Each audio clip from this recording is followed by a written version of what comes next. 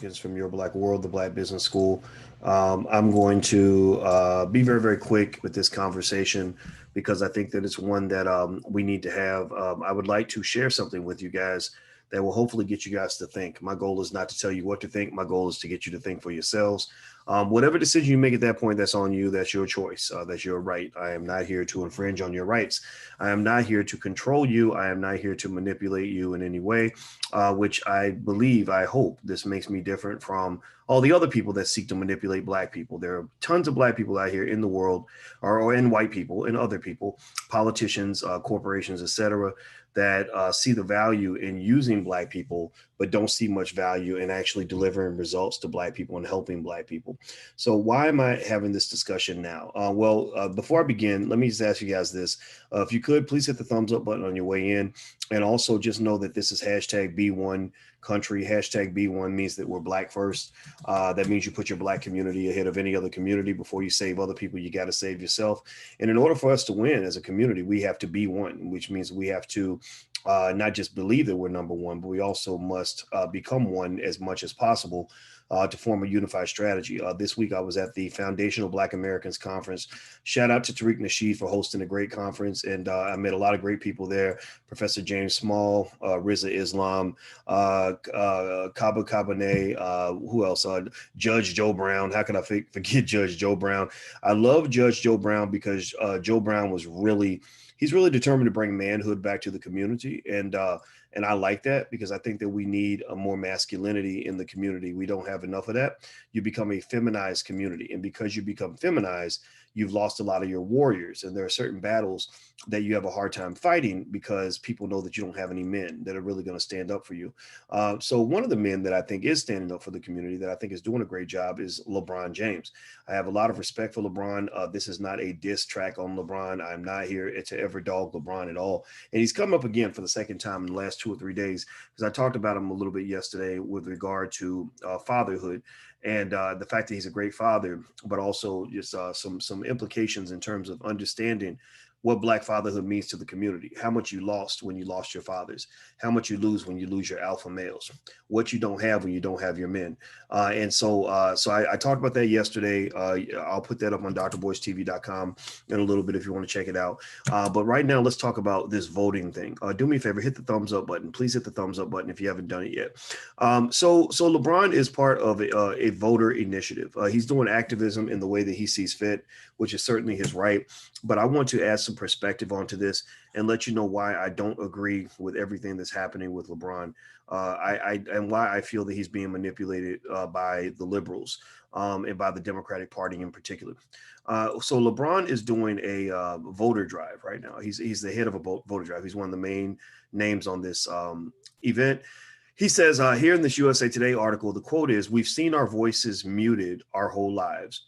So what typically happens is when the Democrats are ready to get Black people to vote, they don't really tell you what you're voting for. They don't give you reasons why you should vote in terms of what you're going to really get from the community, other than other than more voting rights, right? They get you to vote because they want you to have more rights to vote. But remember, voting rights are not for you. Voting rights are for them. That's like me telling Alicia that the Christmas gift I got her was I got her some new vacuum cleaner so she could clean my bedroom even better than she did before. Me buying her a new vacuum cleaner is not a gift for her. That's a gift for me, or me saying, hey, I got you some more foot massage lotion so you can massage my feet and make me feel better. That's not the same as actually me doing something for her, because in order for me to really do something for her, I have to ask her what she wants. Right. I have to ask her what she wants, and I have to care enough to give her what she wants. So Black people are not asking for more chances to vote for white people. They're not asking for more opportunities to vote for Biden. They're asking for things like reparations. They're asking for things like support for the Black-owned businesses. They're asking for things like, dealing with mass incarceration and letting out, tens of thousands of people that were incarcerated under the Clinton-Biden crime bill that was written years ago. They're not asking for more voting rights. But that's sort of what the game is. That's how the game is played. And unfortunately, because a lot of us are not all that politically sophisticated, we fall for the game. So here's what I'm going to read some of this to you, and I'm going to break this down for you. It says, when he became eligible to vote, LeBron James did not consider it to be important. At the age of 18, James cared about other things. Then a senior, high school senior at St. Mary's, St. Vincent, St. Mary's in Akron, Ohio, James remained more consumed about winning a division championship than ensuring his spot in the NBA draft. Not only did James stay focused with fulfilling his childhood dream, he also wanted to support his mother Gloria, et cetera, et cetera. He had other reasons, though, to care about not voting. He says, quote, "Black people in the community don't believe that their vote matters," James said. "We grow up and don't think that our vote actually matters. It doesn't. We've seen recounts before. We've had our voices muted our whole lives." Okay, so now they say at 35, James does not want his voice to be muted. The LA Lakers star, let me write this down. I had a thought and I like to write it down to make sure I share this thought with you guys before we get done. The LA Lakers star has become one of the NBA's leading voices to speak out on the importance of voting. He founded an organization called More Than a Vote, which is a group that has encouraged or increased voter registration on its website and has held voting drives in the Black community. The group has donated $100,000 to the Florida Rights Association or Florida Rights Restoration Coalition to help pay outstanding debts of former felons so they can register to vote. I think that's great. I think we should support the felons, mostly by letting them out. I think that would be a good way to go because remember this, I need y'all to really remember this. Give me a yes in the chat if you're hearing what I'm saying.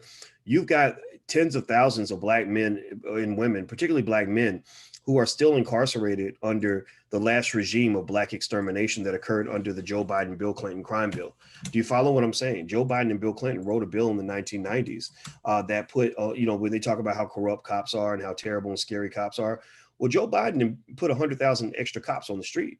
He put billions of dollars into that. He took money out of things like education for the hood and instead put that money into getting more cops that could come and beat up and kill Black people. Let's just be clear about that. Like, I just really think it's important that we don't get into this revisionist history or that we let people sort of take advantage of this false belief that they have that Black people are just stupid, that we're not going to remember things. So if you want to know why I'm choosing not to vote for Biden, it's because I'll never vote for somebody who incarcerates my loved ones. I'll never vote for somebody who is exterminating me. You could tell me that Satan himself is going to be the motherfucking president if he doesn't get elected. I don't give a fuck. We'll just have Satan for president because you're not getting my vote. You're not going to corner me into shit. You're not going to scare me. You're not going to back me into a little cubby hole or play the dumb Negro tricks on me because that just does not work for me. It does not mean I don't understand. Everybody who's voting, I understand exactly why they're voting. If you're voting for Biden, I can tell you exactly why. If I listen to you talk for 3 to 5 minutes, I can tell you exactly why you're voting for Biden. If you're voting for Trump, I can tell you exactly why you're voting for Trump. I talk to Trump supporters. I talk to Biden supporters. I talk to people who aren't voting. I see the whole court. I see like when LeBron is playing for the Lakers, he understands why the Denver Nuggets 2 guard is going to take more 3-pointers because his 3-point shooting percentage is very high and because the perimeter is open relative to the post, right? He understands this. He can see the whole court. He can see what he's going to do. He can see what his teammates are going to do. He can see what the other team's going to do. He can see what the shooter's going to do, right? Well, the same thing is true when it comes to playing for Team Black people. When I play for Team Black people, I can tell you what each player on the team is doing. I can tell you why the coon is over there cooning. I can tell you why the Black elite are over there trying to get as many Black people to vote for the Democrats as possible because they're about to get paid. I can tell you why the liberator or the Harriet Tubman types are fighting to get off the corporate plantation. I can tell you why the corporate Negro really loves his job. I can tell you why the Negro on CNN is saying what he's saying. I can see all of that. And I can also tell you what I'm about to do. I can tell you what the opponent's going to do. I can tell you which shot I'm going to take and what position I want to play, right? So this is really not even me really telling you that you shouldn't play a different position. This is me telling you like, okay, understand the court, pick your position and play your position. So some of y'all play the position of liberators. Some of you play the position of people that say, you know what, I'm not participating in none of this. This is bullshit. Some of you are playing a different position. You're choosing to participate in the election. I don't judge you for that. But I really think that as a matter of strategy, we have to understand all the roles on the team, all the roles on the other team, team white supremacy. They got their point guard out there. They got their centers. They have their coaches and cheerleaders. You got to understand why they're doing what they're doing too. So anyway, here's what the issue is with LeBron and his voting campaign. So I'm reading through this article and I see that LeBron has, LeBron has this thing going on where it's not just LeBron. I don't want to just say it's LeBron. I don't want to pin it on him. It's a bunch of players. and they're not spearheading this. This is not something that they created. This is something that was created, and somebody said, well, we need you to put your name on this because this is going to be a good thing for you to do for the community. And they're young. They don't know any better. They haven't had, 30 years to think about this stuff the way I have. So they're not going to see what I see. So basically, they're putting their name on this initiative that they think is helping the Black community. And they're saying things that are a little bit misinformed, and some would almost say a little bit insulting when you say Black people have never had a voice and Black people need to start voting so they can have a voice. Let me tell you why. Let me tell you why that is just a little bit of a problematic statement. Black people, let me ask you this. Give me a yes or no in the chat. I'm gonna ask you guys a question, yes or no question. Have Black people voted in the past? Did Black people vote in the 2016 election? Did Black people show up, or did we all stay home? Did 90% of us just not participate? Give me a yes or no. Did Black people show up and vote in the last election? Give me a yes or no. Okay, the answer is yes, right? Voter participation was pretty high. We know who we voted for. We voted for the Democrats mostly. Let's go back to 2008. Barack Obama gets elected, first biracial president. Give me a yes or no in the chat. Yes or no. Did Black people vote for Obama? Did Black people show up, or did Black people just boycott the 2008 election? Did Black people use their voice and vote for Obama? Give me a yes or no.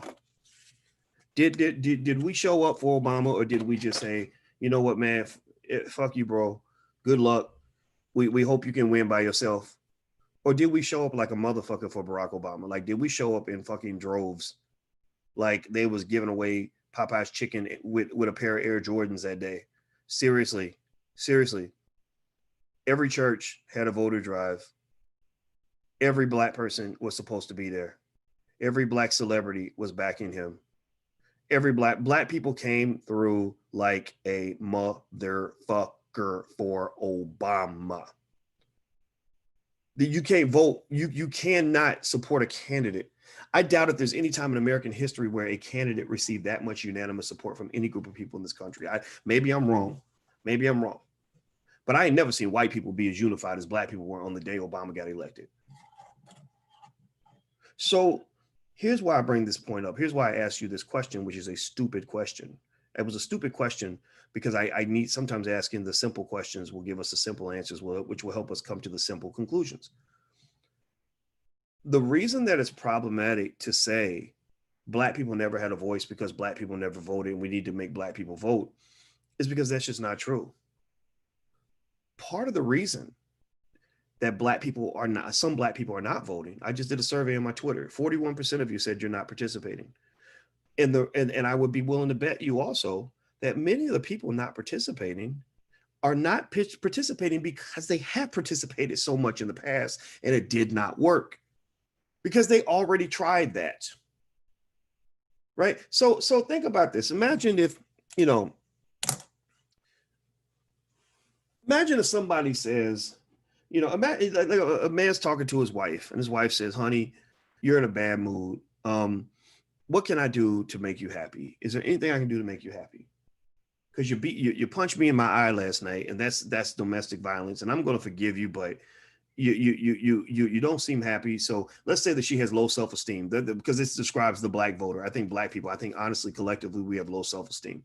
So let's say she says, honey, you seem to be a little bit moody lately, and this violence thing, I'm not going to take it. So tell me what will make you happy. And so let's say he says, I really need you to cook my favorite meal. And she says, okay, well, what do you want? He says, I want some chicken and some beans and some rice. And so she cooks up his favorite meal and does it right, does it really well. Like goes out to the grocery store, gets special ingredients, makes him the best meal ever. And he eats the meal and he's full. He's sitting there full. And then he gets up and he cracks her in the jaw. Right. And she's confused, right? She's pissed, confused, upset, hurt, everything else. Because she's sitting there thinking like, wait a minute, you told me that in order to get you to treat me better, all I had to do was cook your favorite meal, right? It was a raw deal. It was stupid. I dealt to your shit because I'm committed to this marriage. I'm dedicated to staying married to you despite your flaws. And you told me that this is what I had to do. and I did it, and you still are abusing me. Just like black people, we're in the Democrats. We're in an abusive marriage. We get abused over and over and over again, even though we keep doing what they ask us to do. So then let's say that he says, no, I was just playing. I'm just playing. Last time I hit you, I was a little bit mad, but really, if you make me my favorite meal again and give me like a birthday cake to go with it, like it's not my birthday, but I like a birthday cake. So make me some chicken with some rice and beans and give me a birthday cake to go with it. Then I promise you, I'll treat you better. I promise you, baby. I promise you, baby, please. Right? She's like, you ain't gonna treat me better. You ain't right. You ain't gonna you be lying, right? He's like, no, baby. I got you, baby. I promise you, it won't happen again. So she goes in the kitchen, gets some special ingredients, goes through the whole shebang, the chicken, the rice, makes a nice, beautiful birthday cake, his favorite flavor. He sits down, he eats the meal. It's really, really good. And then he gets up and punches her in the face again because he's pissed off because he had a bad day at work, right?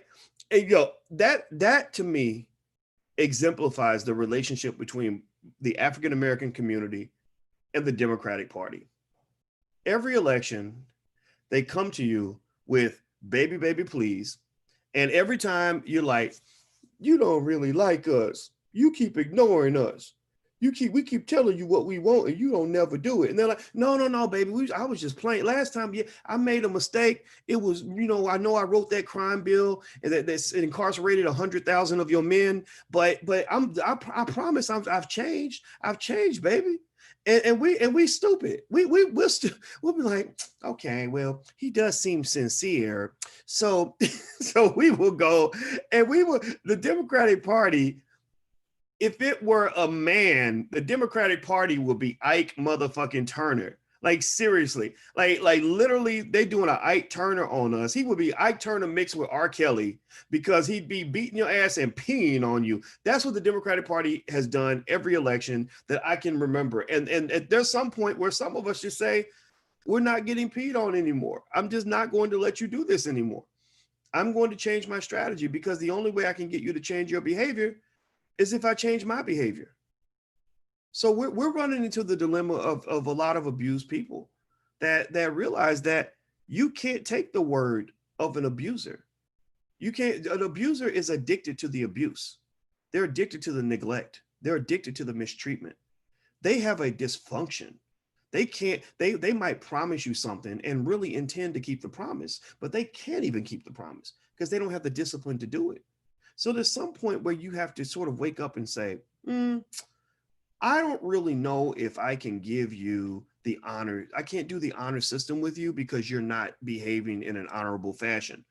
Because you tell me things and you lie, or you've lied repeatedly.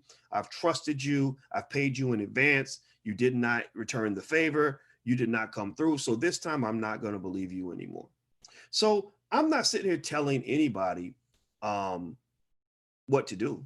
I mean, if you're scared of Donald Trump, like if Donald Trump makes you pee in your pants and you're scared of a Trump presidency, even though the last 4 years were, really most indicators show black people are not doing any worse or any better in this situation than they were under Obama. I mean, the pandemic happened, but even that was something that you can't blame that on anybody. You blame that on China. I mean, the virus came out of China, right? And then, that could have happened under Obama. It could have happened under Bush. It could have happened under anybody. So that part, the economy, I mean, all that was doing pretty good. Do you know how many people, raise your hand if you are in here and you have been making like a shit ton of money in the stock market, like in the last 2, 3, 4, 5 years. Do you know how many people? I was at the Foundational Black Americans Conference, Tariq's joint, and it was wonderful, by the way. Tariq did a wonderful job. I ran into so many students who have made a shit ton of money from investing in the last 2 or 3 years. Like didn't get caught up in the politics and the elections and all that. They have been getting paid. Raise your hand. Say something in the chat if you're one of those people, because I believe that there's thousands of you. One brother came up and told me he started with $7,000 and has $100,000 in his stock portfolio now. I kid you not. I'm not making this up. I recorded it. I was like, show me, can we record this? So because people don't believe it. People believe, I guess, that voting for their white Jesus is going to make their lives better. No, that's not. It's all symbolic. It's all symbolism.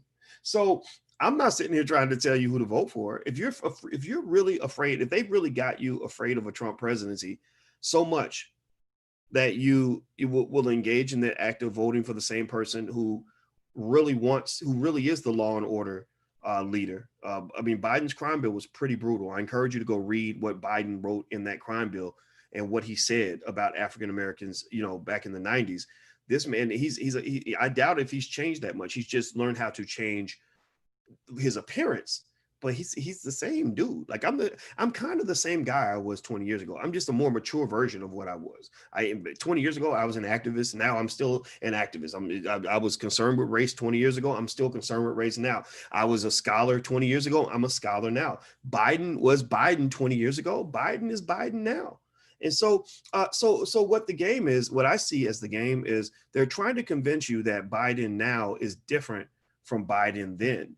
And some people are just going to fall for that. And some people have been trained to be so afraid of a Trump presidency that they'll vote for anybody. You could seriously, you could put a Klansman on the Democratic Party ballot and they will vote for a Klansman, because all you have to do is convince them that Donald Trump is worse than a Klansman.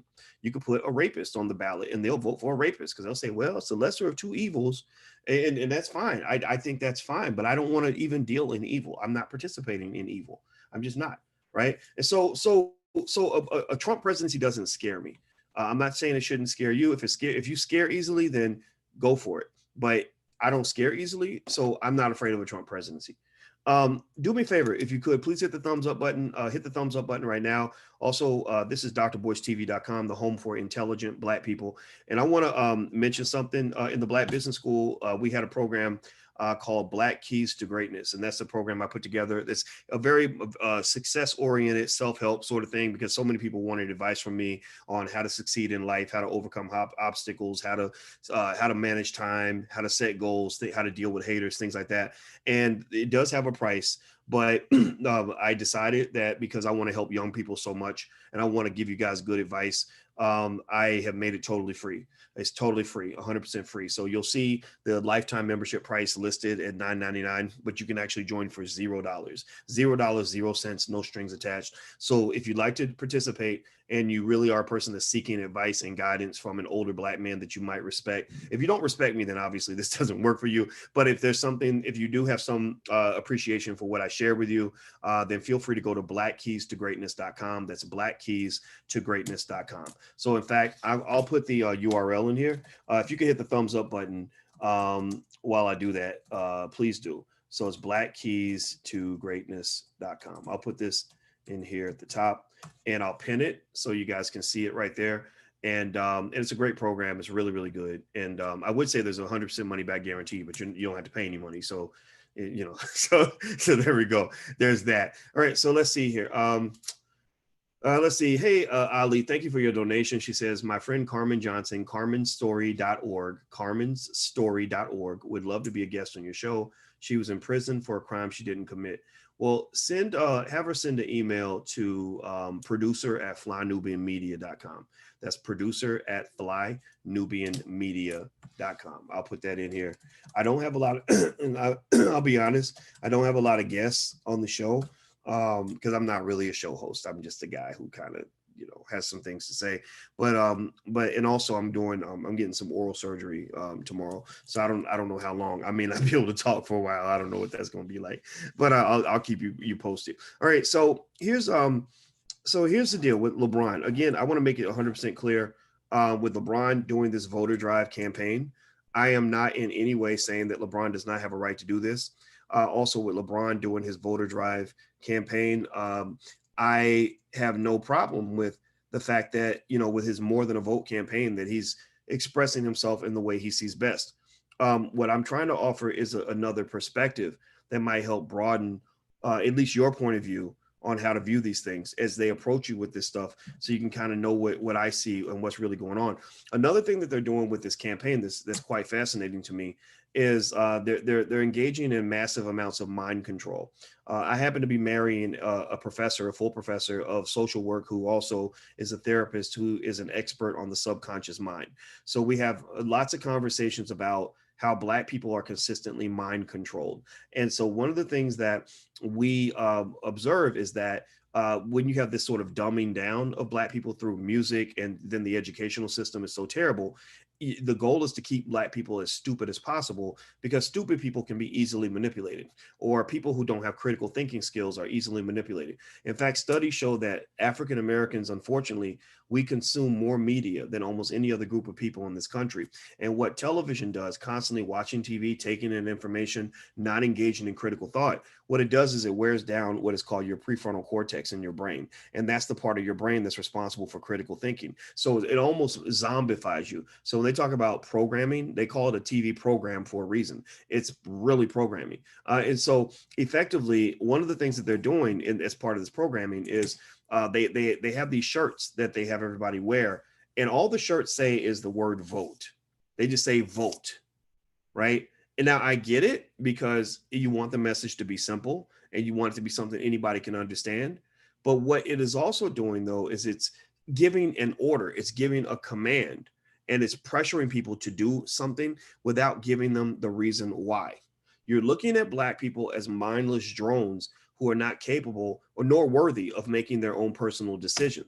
I want to give you more respect than that. My goal is to respect you and to say, look, even I can't tell you what to do. I'm not here to tell you what to do. All I'm asking you to do, I'm not even telling you, I'm asking you to consider what I'm saying. I'm a professor. I have a PhD. I've had a PhD for over 20 years. I was the only black person in the United States to get a PhD in finance during the year 2002. And it wasn't because I'm stupid. I'm not bragging. I say these things to let you know that there's a benefit that comes with the fact that I've been sitting around thinking about this shit for a very long time. So as a result of this, I sometimes see things where I'm thinking, gosh, I wish other people would see this too. So when you just put vote on a shirt and you don't tell people why they should vote, that's almost that's almost an epic level of fraudulent behavior. Like that's the type of fraud. Like because and then when you say, well, why should I vote? They don't give you reasons why Biden's a great candidate. They'll do, here's what they do. They'll tell you how terrible Trump is. We got to get Trump out of office. Now, they won't really explain why. It's really they just don't like Trump as a person. They can't specifically name any policies that, like, did Trump open up a concentration camp to put all black people in it? No, he didn't. Biden did. Biden opened up thousands of concentration camps across this country, or hundreds of them anyway, and put 100,000 cops on the street. So he really did open up prisons, which is the closest thing we have in the United States to a concentration camp. So if you ask me, like, what is my objection to Biden, I can specifically point to a policy, that 1994 crime bill, which is never going to go away, that did build concentration camps in America to put black people in it. They did the same thing with us, something similar to us that they did with the Jews. Just maybe the body count isn't as high, but if you add up the body count of black communities and all the chaos, death, and destruction that has occurred as a result of the war on drugs and mass incarceration, then you could probably say that we would compare to what happened in World War II. Remember, the World War II Holocaust lasted about 6 years. The Holocaust against black people has lasted about 100 years, and then you get to slavery, right? So you got 100 years of Holocaust without even talking about slavery. I mean, that's fascinating, right? That's unbelievable, right? That's what you're up against. That's what you're dealing with. So when they're telling black people to vote and they're not giving you a reason why, you can't blame them for using whatever tactic they think they can get away with, but you have to really question them. And I think the smart people in the room are obligated to speak up for the not so smart people in the room. So the smart people in the room, yourselves, Bo Diddley and Jackie Murray, you're here because you're one of the smart people in the room. You're obligated, in my opinion, to say, well, give me a reason why. Like, give me a policy. Tell me why, without talking about Trump and without telling me that I'm just supposed to do it just because it's my duty. Like, nothing's my duty. I'm free. Freedom means I do what the fuck I want. So if you're telling me that I have to do something, then you're not supporting the idea of me being free. Do you get what I'm saying? Give me a yes or no if you follow what I'm saying. How can you tell me that you want me to have freedom when you're telling me what to do? That doesn't make any sense. So for black people, you must understand what freedom means. Freedom means making your own decision. So anybody who does not support freedom is not your friend. When somebody gets pissed off, and I know there's probably people in the chat that are like, you need to stop that. You did that, right? These people are not supporting your freedom. I'm sorry, I don't listen to you because you're a jackass. What you're saying is you might as well be a Klansman. What you're saying is incredibly racist. Black people have had other people telling us what to do for 450 years. Why do we need more people telling us what to do now? Why do we need to continue that tradition of everybody forcing black people, peer pressuring black people, shaming black people, attacking black people for doing whatever they want to do? Because if you pay attention closely, I never tell you who to vote for. I have never told you who to vote for. And if I've ever sounded like I did that, I apologize, because that was not my intention. I have never said vote for Biden, vote for Trump, vote for this candidate. I never said that. I've just simply said do what works best for you and your family. So process this for a moment. Think about this. How is it that there are people that are offended by the fact that I've simply told Black people to do what's best for themselves? How can somebody be a friend to Black people when you get offended by somebody who's told Black people, do what works for you, do what's going to work best for your family? Can a person who really cares about you be offended by somebody who's telling you to do what's best for you? Do you understand what I'm saying? Do you get, am I saying it right? Is it coming through clearly? So you got to know who your friends and your enemies are. And I would almost assume, I think a safe assumption as a Black person is assume that you don't really have that many friends. Don't even assume that I'm your friend. If I say something that makes sense, then use it. If it doesn't make sense, then who knows? I could be COINTELPRO. Like, you don't know. You don't know. They get you in all different kinds of ways. So that's why I believe, when I was speaking at Tariq's event this week, first thing I started off with is I said Black leadership is dead. Fuck Black leadership. Fuck that old bullshit model of these fake ass civil rights leaders that they throw out there in front of you. Half of them are part of the alphabet boys. Half of them are indoctrinated into a socialism. No disrespect to any of that, but I'm just telling you, like, it's a game. It's a hustle, man. In fact, if you talk to real folks that lived during the 60s, there was a large swath of Black people who were not down for any of that marching, praying, we shall overcome.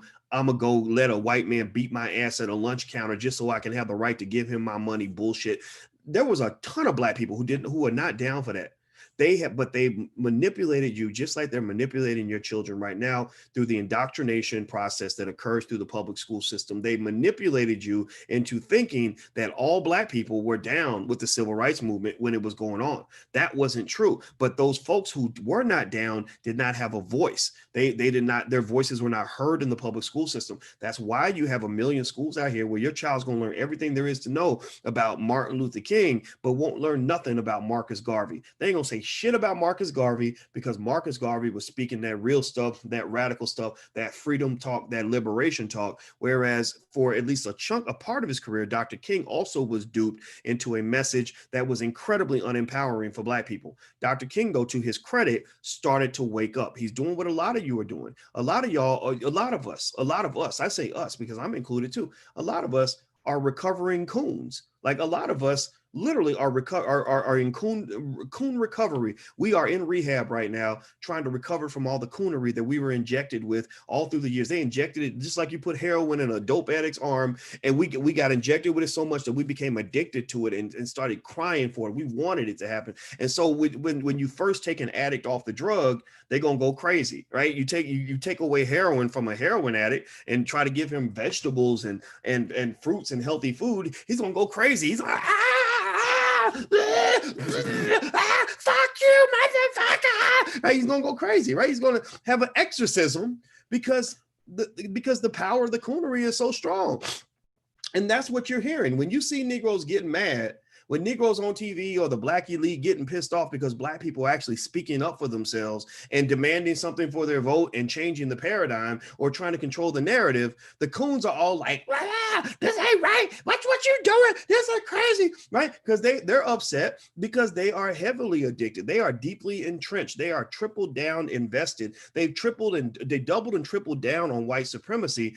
That's why they're being rewarded by it, right? So you got this important job working for Joe Biden, like that one lady, that one big bald linebacker looking chick who works for Biden. I forgot her name, Simone Sanders or whatever. She is livid. She is absolutely livid that Black men, in particular, and the strong Black women in the community, are speaking up in the new Black media and saying, we're not falling for the okie doke. She's pissed, right? We're like the devil to them. Right. And and that's that addiction talking. That's those withdrawal symptoms, because she's like, well, if I don't have my white massa, then I ain't got nothing. So she needs rehab. That's all she needs. And we got room for her, but she's going to have to change her approach. So I think that so here's the deal. Do me a favor, hit the thumbs up button. Please hit the thumbs up button if you haven't done it yet. So I'm going to say this. Here's what I'll say. Look, voter drives are always going to happen, and I'm not going to say it's like a bad thing. I think if voting actually made sense and you were actually voting for the candidate that was actually going to benefit you and the system were set up right, voting could be a wonderful thing. A lot of people logically walk away from voting because they've made it into such a disgusting, dastardly, fucked up situation that people are just not going to waste their time. But if you want to do voter drives and you want to get Black people to vote, and your goal is to actually solve a problem and to actually achieve a goal, then I would argue, again, I'm a mathematician. Mathematicians solve problems. And I wouldn't make sense if I didn't give you an actual solution. And so what I would almost say is that Judge Joe Brown, who graduated from UCLA Law School, who is incredibly intelligent when it comes to matters of law and politics. One strategy he mentioned at the Foundational Black Americans Conference, which I really liked, and I was literally cheering inside my head. I was doing this like yes, because I was glad somebody else said it besides me. Is we must broaden the playbook on political strategy. One of the problems that you have, one of the reasons that you lose in every election, one of the reasons that you never get what you want is because you don't know how to play. You don't know all the plays that are in your playbook. To use a LeBron James analogy, you're kind of like what LeBron James would be as a basketball player if he had one move and can only dribble with his right hand. If he could only dribble with his right hand and only shoot layups and free throws, LeBron James probably wouldn't even be in the NBA. Right? LeBron James is a great player because he has many, many moves and he has many, many strategies, many, many tactics, and he can adjust those tactics and strategies based on the situation. So when he plays the Denver Nuggets, he's going to play them different from the way he might play the Boston Celtics because they're going to throw a different defense at him. So my argument is that if you're dealing as a Black person with trying to achieve a goal, right? You're B1, hashtag B1 in the chat, right? You're B1, you're Black first, you want your community to win, you want voting to make sense, you want it to benefit our community. Well, if that's the case, then why not broaden out your playbook a little bit, right? Because right now your playbook is simple. You got one fucking play. One play is everybody vote for the Democrats and hope for the best. Your playbook is exactly the same in 2020 that it was in 1980, 1960, right? Whatever, like 1995, 2002. Every year you have the same playbook. And when a player shows up to a game and he has the same play every single time and he can only dribble with his right hand, he's very easy to defend. He's very easy to trick. He's very easy to stop, right? So I encourage you to expand your playbook. So Judge Joe Brown had me cheering in my seat because he actually referenced political science theory to talk about strategies to get what you want out of elections that don't necessarily involve doing what you're supposed to do. The one fundamental reality, give me a yes or no if we can agree on this, is that 9 times out of 10, if you do what you did last time, you're going to get what you got last time, right? Do we agree on that? Can give me a yes or no if you agree that in most situations, particularly in politics, if you keep doing the same thing, you're going to keep getting the same result. Like I am holding this ink pen up, I dropped it, it hit the table. I'm holding this ink pen up, I dropped it, it hit the table. I'm holding this ink pen up, I dropped it, it hit the table, right? There's no point where I can drop this ink pen and have it do something other than hit the table. I'm not going to drop this ink pen and have it fly out the window, right? I won't drop this ink pen and then have a new car in my hotel room. I won't drop this ink pen and get a phone call from my mother, right? Most times when I drop this pen, I'm gonna get the same result. So you're basically being asked to do something that is just really honestly stuck on stupid, literally. And not to say you're stupid. I'm not dogging anybody or make you feel bad. If there's something that you want to do whatever you want to do. I'm not going to judge you on that. But we're literally being asked as a community to do the exact same thing and somehow expect a different result. And we can all agree that we haven't been happy with the results we've received in the past. I have yet to meet a Black person anywhere that can tell me like, oh my God, all this voting has really done these wonderful things for the community. Oh yeah, the kids nobody's being shot up in the hood like they used to be. Nobody's being killed by cops anymore. All the public schools are so great. The kids are being so well educated. Oh my gosh, Black businesses got $1 trillion out of that stimulus money, or $500 billion. We got $400 billion of the stimulus money. No, the money still went to white people, right? So there's no Black person I know. Give me a yes or no if you agree with this. Yes if you agree, no if you don't agree. Give me a yes if you agree. Do you agree with me on this statement that most Black people, the vast majority of Black people, are not satisfied with what they've gotten from the last 4, 5, 6, 7, 8 presidential elections? Give me a yes or no. Do we agree on that statement? So if we agree on that statement, and I see the yeses, okay. So if we agree on that statement, then why would we do the same thing in this election that we've done in every other election? Why does that even make sense? Why does that make sense? And it doesn't make sense, right? The only way they can make it make sense to you is by really creating such chaos and destruction, right? Through the pandemic or whatever, like exaggerating everything that's going on and making sure that Trump gets blamed for it or whatever, right? The only way they can convince you to do the same thing that you did every single election is by basically creating an environment that is so terrible, so scary, because Negroes scare easily. Black men don't scare easily. Black women don't scare. Negroes scare easily, right? So create a situation that is so scary, so dastardly, so horrible that you absolutely have to do what they tell you to do, right? That's how people gain control over you. They scare the living shit out of you, and you hand over the reins of control and you say, look, just saves me, boss, saves me, boss. I'm just too scared, boss. I need you to take the wheel. Because most people I've talked to a few people that are speaking with Democrats and Republicans. They're high profile people that are having meetings with both sides to try to figure out what to do for the Black community. So shout out to some of these people that are actually holding out. And one common theme that I'm noticing is that their whole argument is, well, we just got to get Trump out of office. It's a state of emergency. We just need you to play ball, just go along with the program. Let's just get him out of office first, and then we'll talk about it after that, right?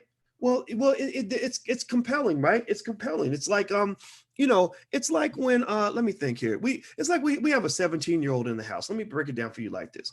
So we have a 17-year-old in the house, and he's a good kid, but he's like every other 17-year-old. He don't listen sometimes, right? So we'll say, wash your clothes. You got to leave. You got to go. We got you got to go. I'm his stepdad. I'm the bonus dad. So it's like, okay, you got to go to your dad's house at 6. So make sure you wash your clothes so you have some clothes to take with you, right? He don't do it. He don't move. He takes his time, right? And each time what'll happen is it'll get to the last minute and he'll be like, and some of y'all got kids who'll do this. He'll show up and be like, how am I going to go? I can't go. I don't have any clothes. I don't have any clothes. Well, whose fault is that, right? Well, yeah, but I didn't. But that's not important now. I just need some clothes. Like, can I go to right? And it's kind of like, okay, so you're asking me to make up for the fact that you didn't do what you had to do in order to prepare. You know what? Rather than thinking that this is an opportunity where I need to make an exception and go ahead and excuse you so that you can get through this crisis, maybe I need to let you feel the burn a little bit so that you will remember this the next time you run into this situation. Maybe we need to go through the crisis in order for you to really learn that I'm not playing with you. You see, when you're negotiating for something, you have to have the ability to call somebody's bluff, and you have to have the ability to go all the way to the finish line. You have to be willing to play chicken and be willing to crash your car. If you don't have the ability to do that, to go all the way to the finish line, then you will never have negotiating power, because the other party will always know that you're a coward. Right. So sometimes our kids will do that with us. They'll put themselves in a stupid situation. And because we feel sorry for them, or because we don't want our baby to go through any discomfort, we'll come in and we'll save them every time. Anybody got kids where you just constantly end up saving your kids, and it makes them spoiled as shit. Like right. And it's a game. It's a strategy, right? It's like they'll keep fucking up. And then at the last minute, they'll come crying to you and you'll feel bad and you'll make up for whatever they didn't do. Well, the Democratic Party does the same thing to Black people. They're doing this in this election. They've been fucking up. Trump would never have gotten elected if Obama had done his job.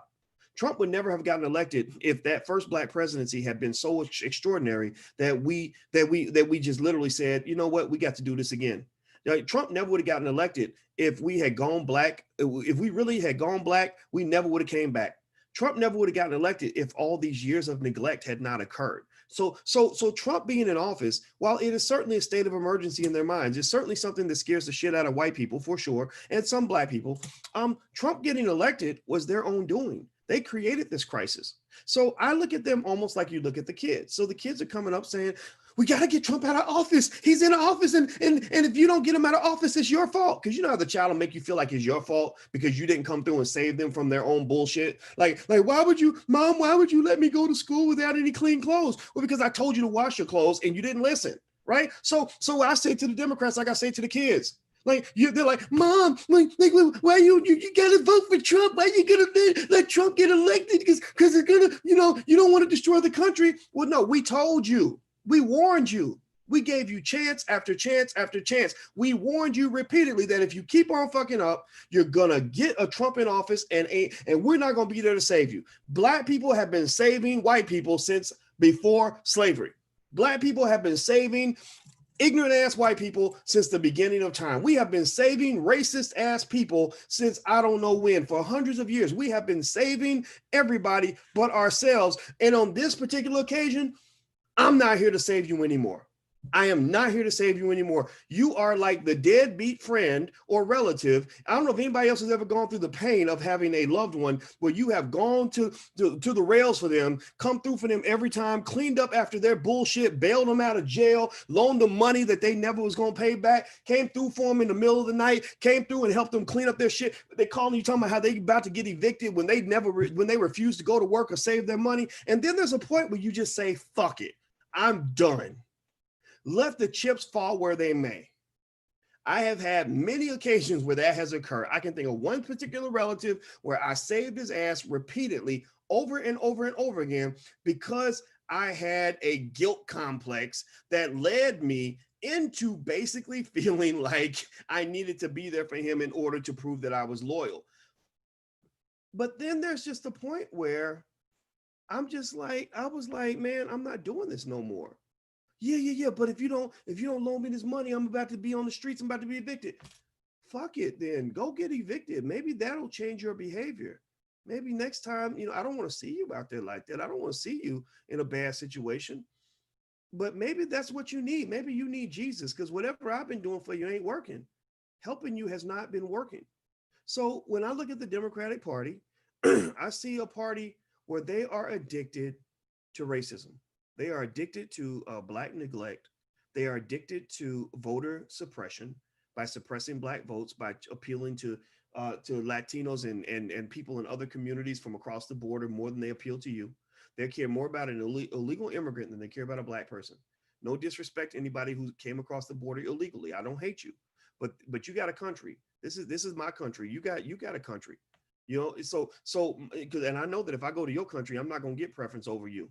So if you come to my country, you can't have preference over me. That's just the way it's going to be. I'm sorry.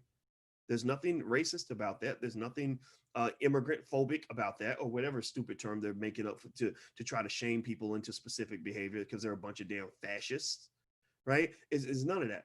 At the end of the day, it's going to be Black first up in this motherfucker right now. From this point on, this Black man's going to take care of himself. I'm not going to take care of you first. I will take care of you after I take care of me and mine. And it is that simple. And you understand that very well, because that's what you've been doing all along.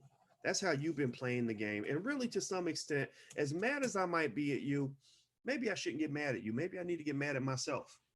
Maybe I need to look at my own behavior. Because when I had that relative who was using me over and over again, who was constantly putting himself in stupid situations and then having me bail him out at the last minute, having me come through for him and inconveniencing my own life in order to save somebody who didn't want to be saved, I realized that as mad as I wanted to be at him, it wasn't him I should have been mad at. I really should have been mad at me. Right? So I'm just telling you, maybe we should have some self-esteem in this election. Maybe instead of seeing the Trump crisis as the worst thing in the world, maybe this is a great opportunity. When Amazon's workers want to get a pay raise and they want to go on strike, they don't go on strike when everything's good. They go on strike when Jeff Bezos needs them the most.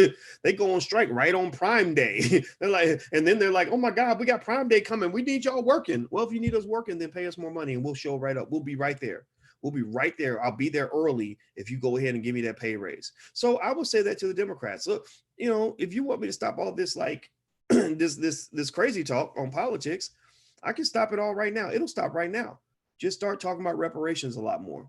Start making plans to pay those reparations. Cut the damn check. Go do the things that we need you to do. Get some Black businesses that stimulus money. I want to see 500 billion of that money going into Black-owned companies. Right? Go let out some of those Black people, let out tens of thousands of Black men and women that you put in prison under the Biden-Clinton crime bill, and then I'll show right up to vote. If you give us something to vote for, then the people that listen to anything that I say, if you give them something to vote for, they will vote for you. These people, they vote for me every day. They support me every day. And the reason we support each other is is because I'd like to believe it's because I give them something. I give them something for their vote. Every day when y'all show up, when Khalid Shabazz and Kathy Jones, when y'all show up and y'all even watch my podcast, or if you buy something or whatever it is you want to do, you do it not because you're just trying to make sure Boyce Watkins is good. You do it because I've given you something. I want to offer value to you so that you will then offer value to me. That's called quid pro quo. It's a basic idea. Dr. Claude Anderson talks about it in Powernomics all the time, right? So why can't they understand the basic idea of a quid pro quo? Well, a lot of it is because quid pro quos require a basic level of respect that I don't believe they have for Black people. When you expect, when you just don't respect the other party, you kind of feel like they should do stuff for you and you shouldn't have to do anything for them. It's like maybe how some men, I've seen men deal with two women in two totally different ways. I've seen one woman where it's more like a quid pro quo, where it's like, okay, I want this woman's attention, I want her affection, so I'm going to treat her really well, I'm going to take her out, I'm going to call her every day, I'm going to really be there for her. And then the other woman, it's like, I ain't doing nothing for her, but she's still going to do stuff for me. She's going to do stuff for me, but I'm not going to do nothing for her. Right. So you got, in one case, maybe what you might call a more of a quid pro quo. The other case is a quid pro ho, right? A quid pro ho, right? And that just pretty much means that he doesn't have respect for woman number two, but he has tremendous respect for woman number one. So Black people, for the longest time, you have been woman number two. You have been political hoes. You've been pimped. But you're not just political hoes. You've also been made into economic hoes. They take money from you. They don't give that money back. They come and scoop money out of your communities by the bucket load, and they never bring it back. They run that community, that money right out of town, and they feel no obligation to make sure that you and your family and your community are good, because they're gonna make sure that their family and their community are good. And if you stop taking care of them, they get mad at you and say, well, what are you doing? We got a good thing going here. Well, we got a good thing going for you, but it's not a good thing for me because you're getting everything and I'm getting nothing. Those relationships have to stop. They must stop now. So I'm not participating in any of that. Nothing that makes sense to me will ever get my support. That's all I got to say, guys. I'm going to go. Thank you for listening. It was great talking to you. Have a wonderful day. Do me a favor, if you could, before you go, please hit that thumbs up button real quick right now. Thumbs up button, subscribe. If you haven't subscribed to the platform yet, please subscribe, please subscribe, please subscribe. Also, if you could give me a verbal confirmation that you'll share the video, that really helps. You're part of our distribution team, and I would really love it if you would just take the time to take that link, put it on your social media, and share it to some of the people that maybe need to hear this message, because I believe once you go Black, you never go back. Once they hear a message of freedom, liberation, and power, I believe that they can't go backwards. So my goal in my life is to make sure that I share the idea of Black intelligence with as many people as possible, and you guys are an important part of that. So I appreciate your support and your help on every level. And also, as a gift to you, like I said, that program, Black Keys to Greatness, which is self-help, motivation, how to accomplish goals, how to manage your time. It's my own personal playbook on how I manage time, how I deal with haters, how you come back from setbacks. These are things that we need, because inspiration and passion are more important than intellect. Inspiration and passion will help you climb mountains that you're not supposed to climb.